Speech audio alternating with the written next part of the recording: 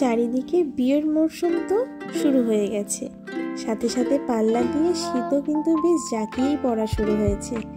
আর কদিন পর থেকেই শুরু হয়ে যাবে পিকনিকের মরশুম। এই রকম সেলিব্রেশন মুডে বাঙালির অল টাইম ফেভারিট কিন্তু আলুর দম। তা সে জলখাবারেই হোক বা দুপুরের মেন কোর্সে, আলুর দম কিন্তু তার সমহিমায় বিরাজমান। তাই দেরি না করে চলুন তাড়াতাড়ি দেখে নিই আমি আলুর দম কীভাবে বানাই। আলুর দম বানানোর জন্য প্রথমেই আমি 4-5টি আলু ছাড়িয়ে বড় বড় মোটা মোটা টুকরো করে কেটে নিয়েছি। আপনারা আপনাদের পরিমাণ মতো আলু নিয়ে নেবেন।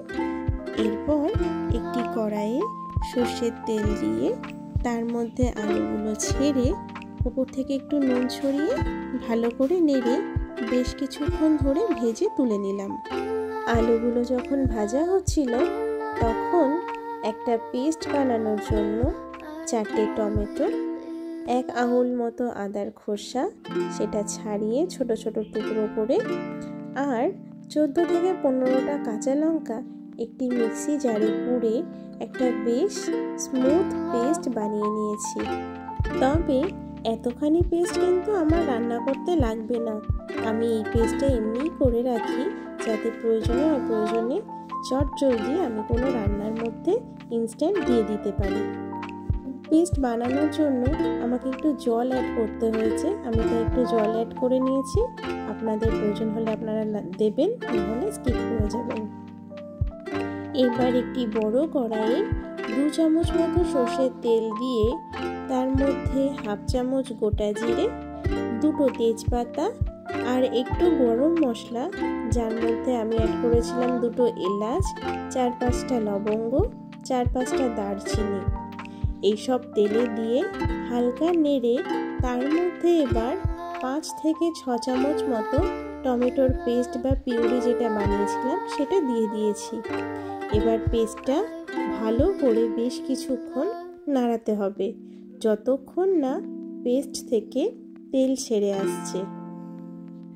তেল ছেড়ে আসতে শুরু করতেই পেস্টের মধ্যে 1 চামচ নুন, 1/2 চামচ হলুদ গুঁড়ো, 1 চামচ জিরে গুঁড়ো, 1 চামচ ধনে গুঁড়ো, 1/2 চামচ লঙ্কার গুঁড়ো, 1 চামচ চিনি দিয়ে কড়াইয়ে ভালোভাবে মিশিয়ে নিলাম। মিশ্রণটা যখন বেশ শুকিয়ে আসতে শুরু করলো তখন তার মধ্যে 1 চামচ ভাজা মশলা দিয়ে পুরো মিশ্রণটা আবার ভালোভাবে নাড়িয়ে মিশিয়ে নিলাম। মশলাটা বেশ কিছুক্ষণ কষিয়ে নেওয়ার পর এবার ওর মধ্যে আগে থেকে ভেজে রাখা আলুগুলো অ্যাড করে দিলাম। এবার সেগুলোও একটু নাড়িয়ে চাড়িয়ে নিলাম। তারপর এতে অল্প জল দিয়ে নেড়ে তারপর প্রায় 1 কাপ মতো জল দিয়ে দিলাম, যাতে সব আলুগুলো বেশ ভালোভাবে ঝোলের মধ্যে ডুবে যায়। এরপর বেশ কিছুক্ষণ ঢাকা দিয়ে রেখেছিলাম। ঢাকা তুলে যখন ঝোল বেশ শুকিয়ে এসেছে এবং আলুগুলো সেদ্ধ হয়েছে দেখলাম, তখন 1/2 চামচ মতো গরম মশলা গুঁড়ো আর 1 চামচ ঘি দিয়ে কিছুক্ষণ স্ট্যান্ডিং টাইমে রেখে গ্যাস অফ করে দিলাম। ব্যাস রেডি হয়ে গেল আমাদের বাঙালির অল টাইম ফেভারিট আলুর দম, যা লুচি বা খিচুড়ির সাথে এই রসা রসা কষা কষা আলুর দম জাস্ট জমে যাবে।